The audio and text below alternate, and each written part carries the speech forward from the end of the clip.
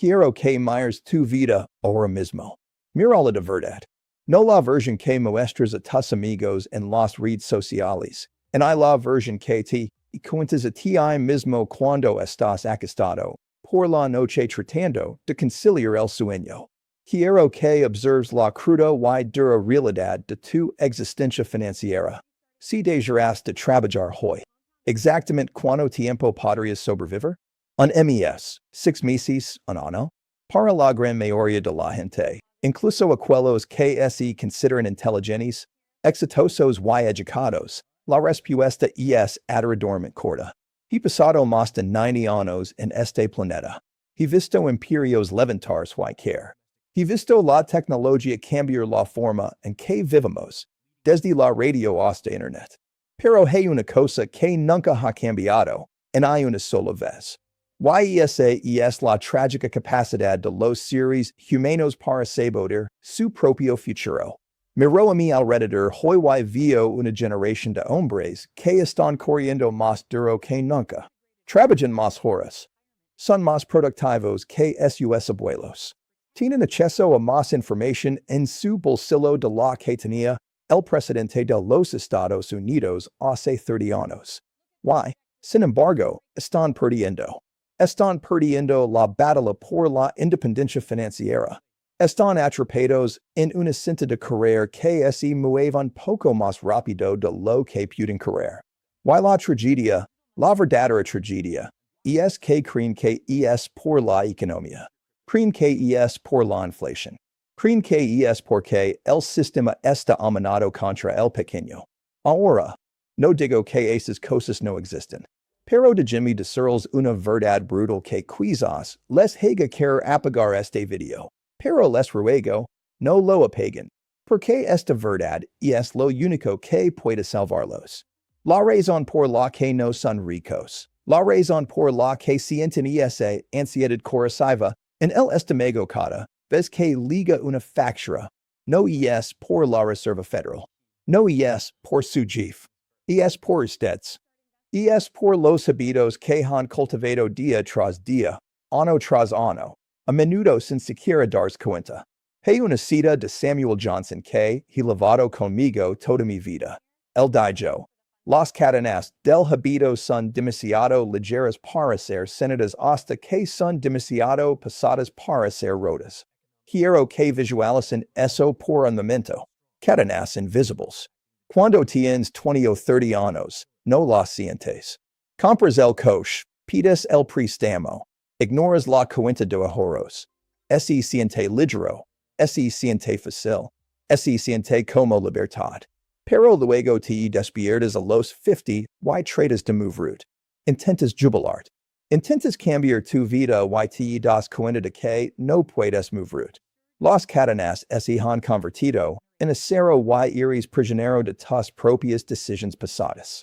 Les hablo hoy no solo como inversor, sino como observador de la naturaleza humana. He conocido hombres con un coeficiente intelectual de 180 que murieron erroneados. He conocido hombres que podían calcular la trayectoria de un cohete, pero no podían mantener dinero en su bolsillo por más de una semana. He conocido hombres con inteligencia promedio. Hombres que nunca fueron a universidades de la Ivy League, que construyeron fortunas que duraron generaciones. ¿Cuál fue la diferencia? No fue la suerte. No fue el intelecto. Fue el temperamento. Fue el comportamiento. Fue el hábito. En esta conversación, quiero que la traten como una conversación solo entre ustedes y yo. Los quiero a través de los tres hábitos monetarios específicos que los mantienen pobres. Cuando uso la palabra pobre, necesito aclarar algo. No me refiero a la persona que nace en la pobreza extrema y no tiene oportunidades. Eso es una tragedia social. Me refiero a la clase media. Me refiero a ustedes. Me refiero a la mentalidad de pobreza que infecta a personas que ganan 6 cifras al año.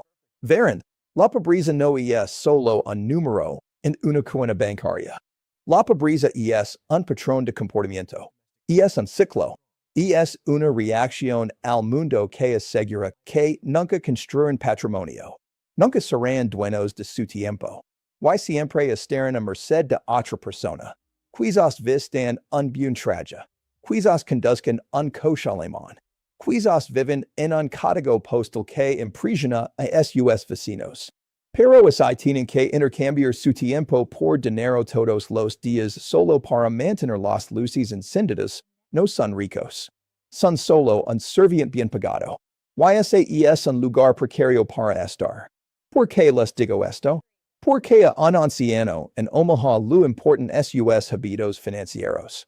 Porque me duele ver el potencial desperdiciado. Me duele ver la magia del interés compuesto trabajando en contra de las personas en lugar de su favor. Albert Einstein supuestamente llamó al interés compuesto la octava maravilla del mundo. Dijo, el que lo entiende, lo gana. El que no, lo pega. La mayoría de ustedes lo están pagando. Lo están pagando a los bancos, a las compañías de tarjetas de crédito, a las marcas de lujo que les venden símbolos de estatus que pierden valor en el momento en que los compran. Están en el lado equivocado de la ecuación. En los próximos 40 minutos, vamos a invertir esa ecuación.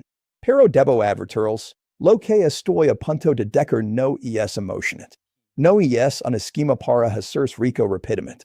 Si están buscando el próximo token de criptomonedas de moda o un secreto de acciones que duplicará su dinero para el próximo martes, por favor, cierren este video ahora mismo. No puedo ayudarlos. Nadie puede ayudarlos. Son jugadores, no inversores. Y la cosa siempre gana al final. Pero así están cansados de la ansiedad. Así están cansados de mirar el techo a las 3 a.m. preguntándonos si tienen suficiente. Así están listos para construir el tipo de riqueza que es aburrida, lenta y absolutamente inquebrantable. Entonces quédense conmigo. Vamos a deconstruir los tres hábitos que les han sido programados por la sociedad, por la publicidad y, quizás, incluso por sus propios padres. Vamos a iluminarlos porque una vez que ven las cadenas, podrán comenzar a romperlas. El primer hábito que debemos discutir es quizás el más insidioso de todos. Es el hábito que se disfraza de éxito. Es el hábito que te hace sentir bien en el momento mientras lentamente desangra tu futuro. Es la trampa del marketer externo. Permítame explicar lo que eso significa y por qué es la razón principal por la que la clase media está muriendo lentamente. El primer hábito que mantiene a la clase media en un estado permanente de lucha es la adicción al marketer externo. Este es un concepto del que he hablado con mi familia y mis socios durante décadas, pero muy pocas personas entienden realmente lo que significa. El marketer externo es cuando mides tu vida por cómo te ve el mundo. Es la creencia de que el éxito es visible. Es la creencia de que si tienes $1,000,000, deberías parecer que tienes $1,000,000. Y esta es la mentira más grande en la historia del capitalismo. Permítame contarles una historia sobre un hombre que conocí en la década de 1960. Le muscle Jim. Jim era un hombre inteligente. Era un profesional. Trabajaba duro y ganaba un muy buen salario para la época. Cada 3 años, Jim llegaba a su casa con un coche nuevo. Siempre era el último modelo, brillante, con olor a cuero fresco. Invitaba a los vecinos a verlo. Sonría con orgullo mientras lo felicitaban. Luego, unos años más tarde, renovaba su casa. Instaló una piscina que usaba quizás 3 veces al verano. Compraba los mejores trajes. Para cualquiera que lo viera desde fuera, Jim era un hombre rico. Era la definición del sueño americano. Pero yo sabía la verdad. Sabía que Jim no era rico. Jim estaba ahogando. Cada vez que compraba ese coche nuevo, no estaba comprando un activo. Estaba comprando un polvo. Estaba tomando capital. Dinero que podría haber estado trabajando para él en un gran negocio. Y lo estaba quemando. Estaba intercambiando su libertad por una ronda de aplausos de personas que ni siquiera lo gustaban mucho. Quando Jim se jubilo, no tenia nada. Tenia una casa lina de cosas, un garage lino de metal que se depreciaba y una cuenta bancaria vacía. Había pasado 40 años pareciendo rico, lo que garantizo que nunca sería realmente rico. Varen. Hay una confusión fundamental en Estados Unidos hoy entre ingresos y riqueza. No son lo mismo. De hecho, a menudo son opuestos. El ingreso es cuánto dinero traes a casa en un cheque de pago. La riqueza es lo que te queda. La riqueza es el dinero que no se gasta. La riqueza es el dinero que está tranquilamente senado en inversiones creciendo, componiéndose, trabajando para ti mientras duermes. Pero el problema es que la riqueza es invisible. No puedes ver mi cuenta bancaria. No puedes ver mi cartera de acciones. Solo puedes ver mi casa y mi coche. Entonces, para mostrar que tengo éxito, siento la presión de gastar mi riqueza.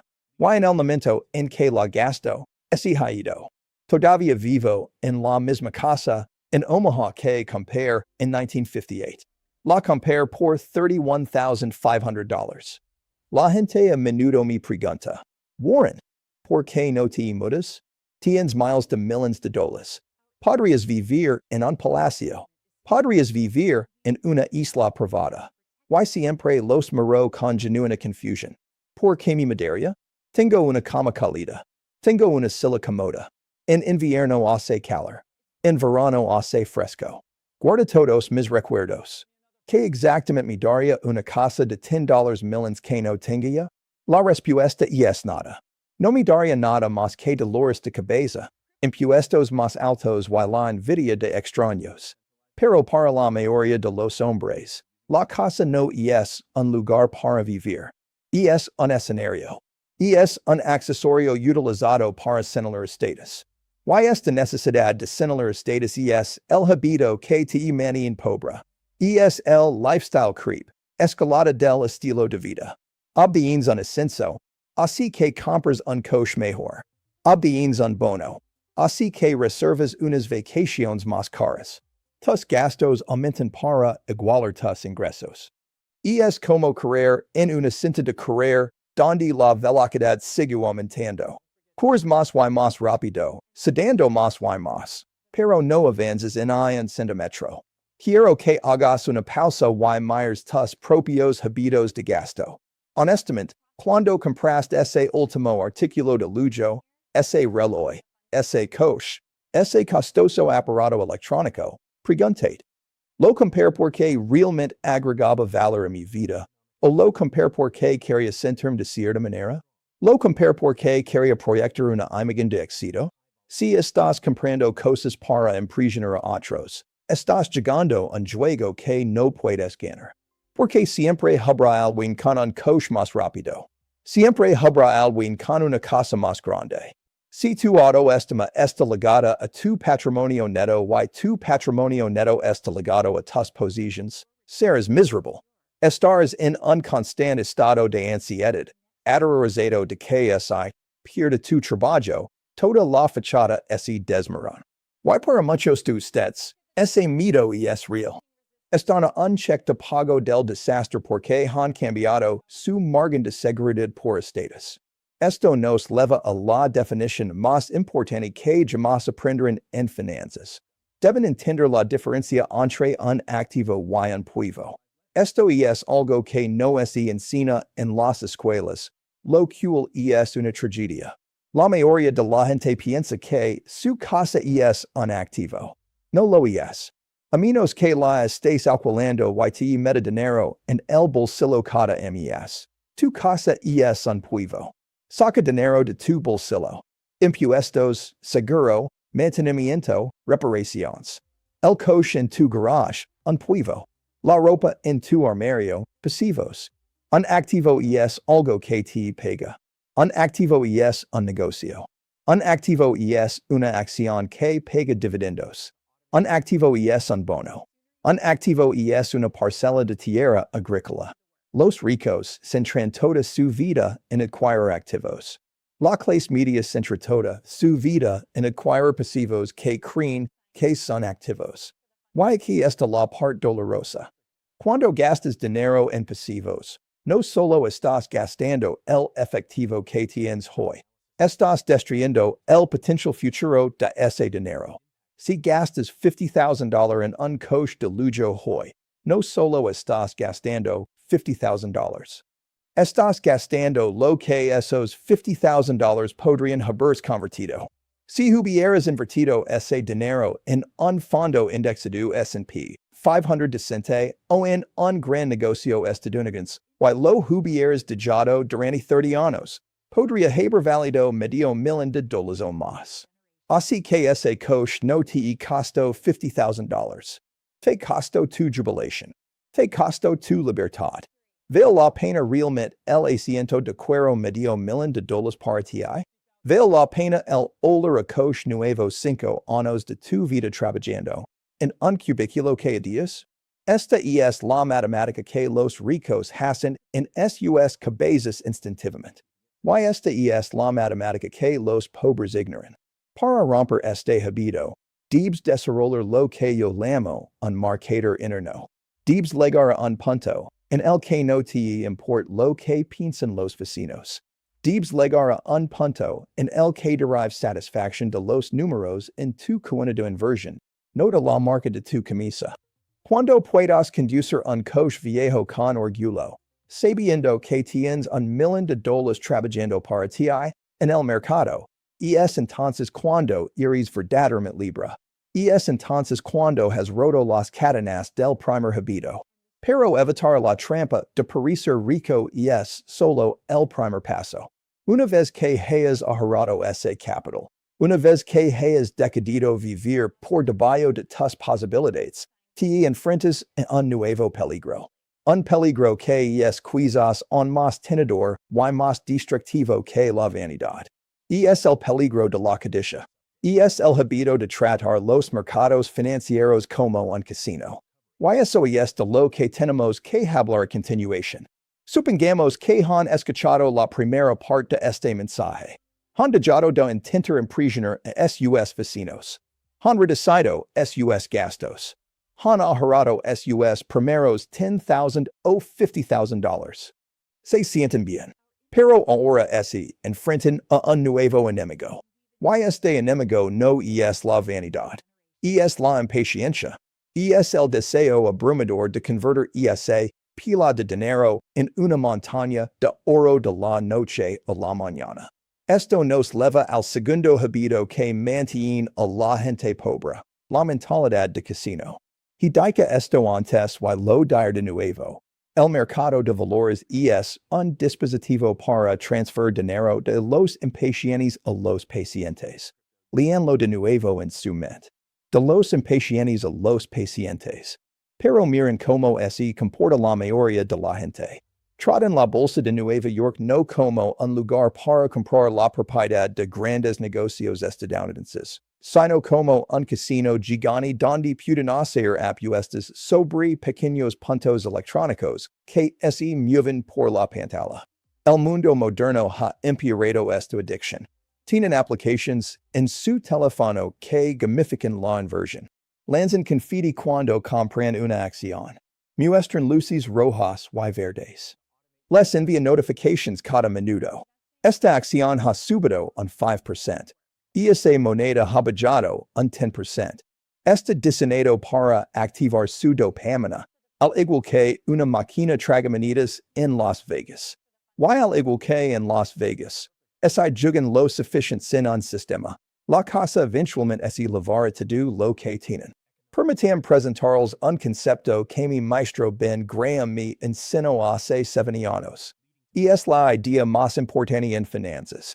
Si la entienden, serán más ricos que el 99% de sus pairs. Si no, serán sus víctimas. Y es la historia del señor mercado. Imaginen que son socios en un negocio privado con un hombre llamado señor mercado. Todos los días, sin falta, el señor mercado viene a su oficina o a su casa y se ofrece a comprar su parte del negocio o a vender su parte. Ahora, el negocio en sí es estable. Produce la misma cantidad de zapatos, Dulces o palizas de seguro caer.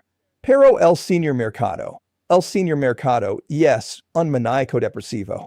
Es emocionalmente inestable. Algunos días, el señor mercado está increíblemente eufórico. Solo vi sol y arcoíris. En esos días, ofrece un precio muy alto por sus acciones. Dice, el futuro es brillante. Les pagar lo que sí. Otros días, el señor mercado está profundamente deprimido. Solo vi nubes de tormenta y desastres. En esos días, está aterrorizado. Y ofrece a vender sus acciones por una miseria. Dice, el mundo está acabando. Por favor, solo quítenselo de mis manos. Ahora, aquí está la pregunta. ¿Dirían que esta persona lo que dictará como se sienten acerca de su negocio? ¿Se sentirían ricos solo porque él está de buen humor? ¿Se sentirían pobres solo porque él está deprimido? Por supuesto que no. Mirarían los resultados del negocio. Mirarían el flujo de caja. Sin embargo, esto es exactamente lo que hacen cuando revisan su cartera de acciones todos los días. El habito que los mantiene pobres es reaccionar al señor mercado, en lugar de explotarlo. Cuando el mercado se desploma, cuando los titulares gritan crisis, cuando sus amigos venden en pánico, es cuando el señor mercado está deprimido. Ese es el momento de comprar. Es entonces cuando hay rebajas. Pero ¿qué hace la persona promedio? Se asusta. Le duele el estómago. Vent. Consolida sus perdidas porque no puede soportar el dolor emocional de ver cómo baja el número. A la inversa, cuando el mercado está en un máximo histórico, cuando el taxista les da consejos versátiles, cuando su cuñado se jacta de cuánto dinero ganó con alguna acción tecnológica especulativa, es cuando el señor mercado está eufórico. Ese es exactamente el momento en que la persona promedio compra. Compra debido a una emoción muy peligrosa llamada FOMO, miedo a perderse algo. Ven a su vecino enriquecerse con algo que no entienden y eso los vuelve locos. Piensan, ¿por qué él? ¿Por qué no yo? Así que se lanzan. Por lo general, se lanzan justo en la cima, justo antes de que está la burbuja. Esto no es invertir. Esto es especular. Esto es apostar. Es un habito que asegura que se queden pobres para siempre. Invertir no se trata de ser más inteligente que los demás. No se trata de tener un coeficiente intelectual más alto. Invertir se trata de disciplina emocional. Se trata de tener la capacidad de mantener solo. Deben ser capaces de ver la multitud correr en una dirección y tener el coraje de cuidarse quietos o incluso correr en la otra dirección basándose en su propio análisis de los hechos. Tengo un truco mental simple que uso y quiero que lo prueben. Imaginen que tienen una tarjeta perforada con solo 20 ranuras. Cada vez que tomen una decisión de inversión, cada vez que compran una acción o un activo, tienen que perforar un agujero en esa tarjeta. Y una vez que hayan perforado los 20 agujeros, nunca más podrán hacer otra inversión por el resto de su vida. Piensen en cómo eso cambiaría su comportamiento. No comprarían una acción solo porque escucharon un rumor en una fiesta. No comprarían algo solo porque el precio sube hoy. Pensarían mucho. Harían su investigación. Esperarían el fat pitch, una oportunidad clara.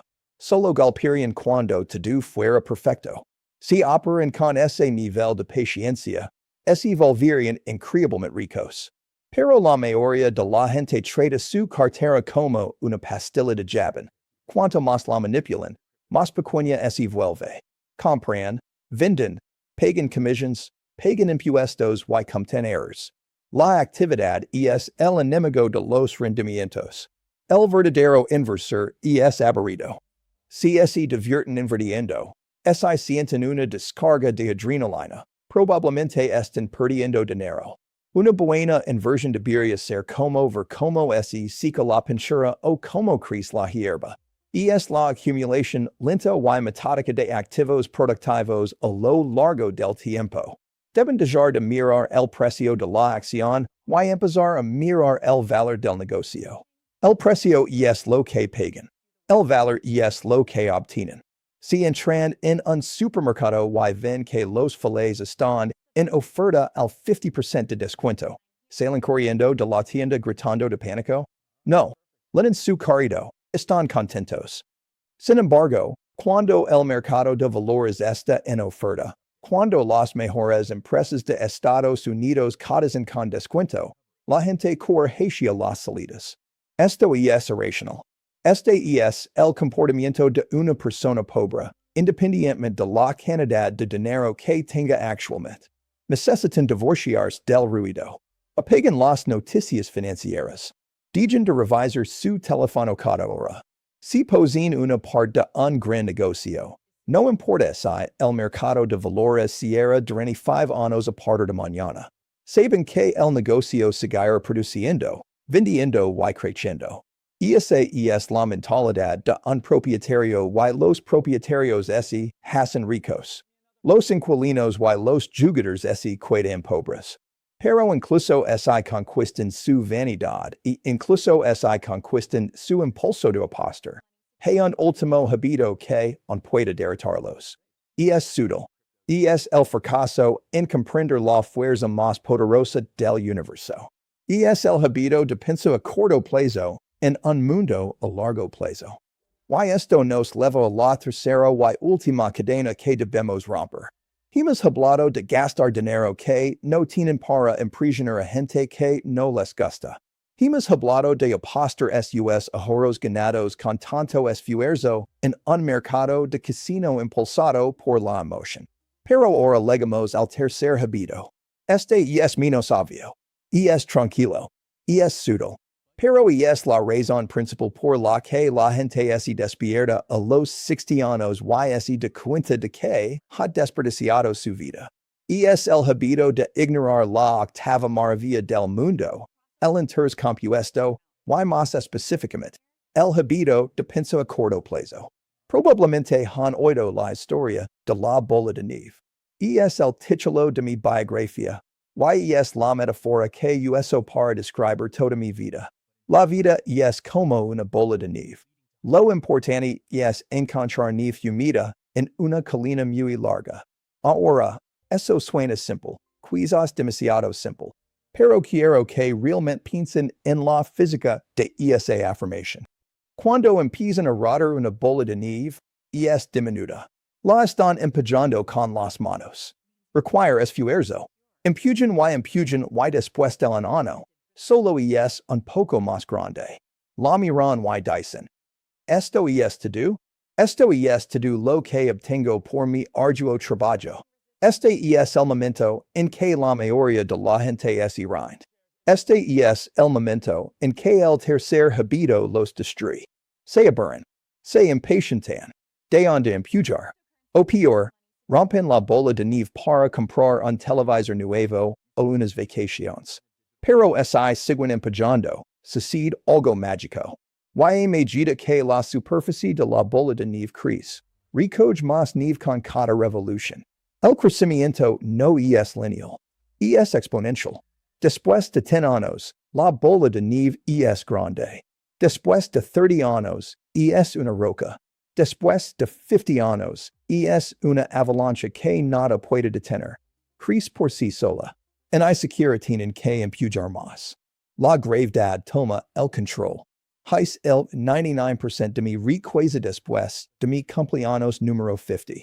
Piensen en eso. El 99%. Si me hubiera jubilado a los 40 o incluso a los 50, sería solo otro inversor moderadamente exitoso en Omaha del que nadie habría oído hablar. El secreto no era que fuera más inteligente que los demás. El secreto era que tenía una colina más larga. Empecé temprano y nunca me detuve. Dejé que las matemáticas trabajaran para mí. El cerebro humano no está diseñado para entender el crecimiento exponencial. Pensemos en líneas rectas. Si das 30 pasos lineales, llegas a 30. Pero si das 30 pasos exponenciales donde cada paso duplica el interior. ¿Saben dónde terminan? Terminan a mil millons de pasos de distancia, Darien la vuelta a la tierra 26 veces.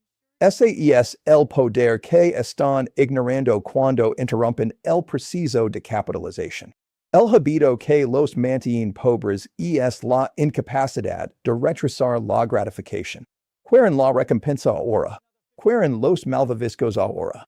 Pero la riqueza es simplemente la transferencia de dinero del presente al futuro. Cada vez que gastan un dólar hoy, lo están robando $10 a suyo futuro. Cuando entienden esto, gastar dinero en cosas frívolas en realidad se vuelve doloroso. No ven un café de $5. Ven $50 de jubilación perdida. No ven un teléfono de $1,000. Ven $10,000 de libertad perdida. Pero la capitalización no es trata solo de dinero. Y aquí es donde la mayoría de la gente pierde el punto por completo. El activo más valioso que tienen no es su cuenta bancaria. Es su mente y el habito del estancamiento intelectual. Dejar de aprender es tan destructivo como gastar su dinero. Leo de 5 a 6 horas al día. He hecho esto durante toda mi vida adulta. Me siento en mi oficina y leo periódicos, informes anuales, revistas especializadas, libros. Charlie Munger, Michigan Socio, hace lo mismo. Somos máquinas de aprendizaje. ¿Por qué? Porque el conocimiento funciona exactamente como el intercompuesto. Cuando aprenden un nuevo concepto, se conecta con algo que ya saben. Construye un marco. Cuanto más saben, más rápido pueden aprender cosas nuevas. Se convierte en una bola de nieve. La mayoría de los hombres dejan de aprender el día que terminan la escuela. Consiguen un trabajo. Aprenden lo mínimo requerido para no ser despedidos. Y luego se estancan. Vuelven a casa. Ven la televisión. Navegan por las redes sociales. Y dejan que sus cerebros se atrofian. Esto es una tragedia. Si quieren ser ricos, deben irse la cama cada noche un poco más sabios de lo que estaban cuando se despertaron. Si mejoran sus habilidades solo un 1% cada día, no serán un 365% mejores al final del año.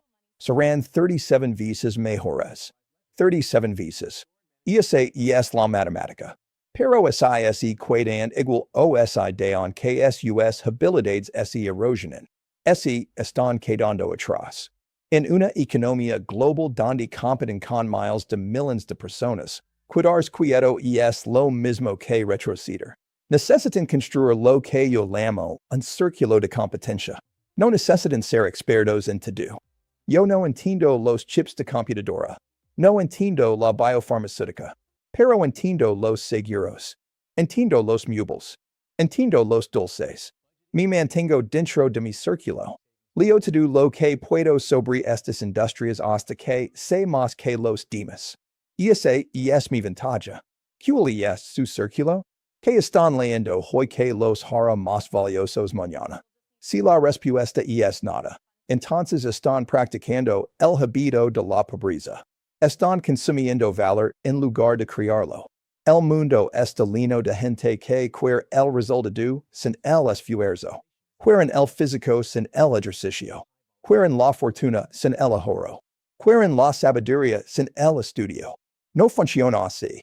La naturaleza no engana. No se puede enganar la cosecha. Hay que plantar las semillas. Hay que regarlas. Y esta es la parte más difícil. Hay que esperar. Vivimos en una cultura de hora. Entrega el mismo día. Internet de alta velocidad. Gratificación instantánea. Ha reconfigurado su cerebro para esperar resultados inmediatos. Pero las cosas que realmente importan, la riqueza, la salud, las relaciones, la sabiduría, operan en un reloj diferente. Operan en tiempo geológico. Son lentas. Si intentan acelerar un embarazo, no obtienen un bebé en un mes. Obtienen una tragedia. Si intentan acelerar la riqueza, no se hacen ricos. Se arruinan. Toman atajos. Asumen apalancamiento. Asumen riesgos que no entienden y, finalmente, explotan. Los tres habitos que hemos discutido, la trampa de Puerto Rico, la mentalidad de casino y ignorar la capitalización están todos interconectados. Todos provienen de la misma causa raíz. Una falta de dominio sobre uno mismo, una falta de paciencia, una falta de perspectiva. Tienen el poder de cambiar esto.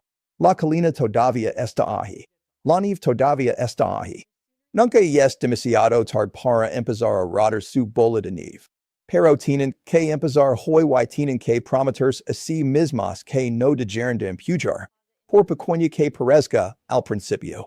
Entonces, ¿cómo podemos todo esto junto? ¿Cómo tomamos estas filosofías y las convertimos en un plan de acción concreto que pueden empezar a usar en el momento en que termine este video? Vamos a resumirlo. Hemos cubierto mucho terreno hoy. Hemos mirado al espejo y hemos enfrentado las verdades incómodas sobre por qué tanta gente permanece atrapada en un ciclo de mediocridad financiera. Hemos identificado a los tres enemigos: la vanidad del marketer externo, la imprudencia de la mentalidad de casino y la arrogancia de ignorar el interés compuesto. Ahora tienen una elección. Pueden hacer clic para salir de este video, volver a su rutina normal, comprar algo que no necesitan y cuidarse de la economía mañana. Ese es el camino fácil. Ese es el camino de menor resistencia y es el camino que lleva a una jubilación lina de arrepentimiento y dependencia. O pueden decidir aquí y ahora que están hartos de esa vida. Pueden decidir romper las cadenas. Si están listos para hacerlo, quiero darles un plan simple de 4 pasos. No es magia. No es una fórmula secreta. Es solo sentido común que, como dijo Voltaire, no es tan común. Paso 1. Realicen una auditoría despiadadamente honesta de su vida. Esta noche, se intents con sus extractos bancarios. Miren cada dólar que salió de su cuenta en los últimos 90 días. Resultan las cosas que eran verdaderamente necesarias para su supervivencia y su felicidad. Descubren que una parte significativa de su dinero está drenando en cosas que no les aportan ningún valor. Suscriptions que no usan, ropa que no se ponen, aparatos que acumulan polvo. Preténselos sin piedad. Dejen de intentar parecer ricos para que realmente puedan empezar a ser ricos. Paso 2. Piensa ustedes mismos primero. Esta es la regla más antigua del libro y, sin embargo, nadie la sigue. Antes de pagar la compañía eléctrica, antes de pagar el propietario, antes de comprar comestibles, se pagan ustedes mismos a suyo futuro. Configuren una transferencia automática el día en que les llegue el cheque de pago. Aunque sean solo $50. Muévanlo a una cuenta de inversión que no pueden tocar. Háganlo invisible. Si no lo ven, no lo gastan. Deben tratar sus ahorros como un impuesto, un pago obligatorio para su propia libertad. Paso 3. Sean aburridos. Dejen de buscar la aguja en el pajar. Simplemente compren el pajar. Para el 99% de las personas, la mejor inversión es un fondo indexado S&P 500 de bajo costo. Compren una parte de los negocios estadounidenses. Comprenlo cada mes, independientemente de si el mercado sube, baja o se mantiene. No leen los titulares. No se asusten. Simplemente sigan comprando. Si hacen esto durante 20 o 30 años, superarán a casi todos los gestores profesionales de fondos de cobertura en Wall Street. Es aburrido. Es lento y funciona. Paso 4. Invierten en su mente. Esta es la única inversión que no puede ser grabada ni devaluada por la inflación. Leen biografías de grandes hombres. Leen historia. Leen sobre contabilidad. Si pueden analizar un balance, pueden entender el mundo. Apaguen el ruido del ciclo de noticias de 24 horas, que está diseñado para mantenerlos asustados. Y abran un libro que haya resistido la prueba del tiempo. Quiero dejarlos con una última reflexión. El dinero no es el objetivo. El dinero no tiene valor en sí mismo. Es solo papel impreso. El objetivo es la libertad. El objetivo es la capacidad de despertarse por la mañana y decker. Hoy puedo hacer lo que quiera. Ese el lujo máximo. Tengo todo el dinero del mundo, pero lo único que compro que ustedes probablemente no compren es la libertad de usar mi tiempo exactamente como me plazca. No asisto a reuniones a las que no quiero asistir. No trato con personas que no me agradan. Soy el dueño de mi propio calendario. Eso es por lo que están luchando. No están luchando por un Ferrari. Están luchando por su vida. Están luchando por el tiempo para pasar con sus hijos, su cónyuge o sus passions. Las cadenas del habito son ligeras. Pueden romperlas hoy, pero tienen que correrlo. Tienen que estar dispuestos a parecer tantos a corto plazo para ser ganadores a largo plazo.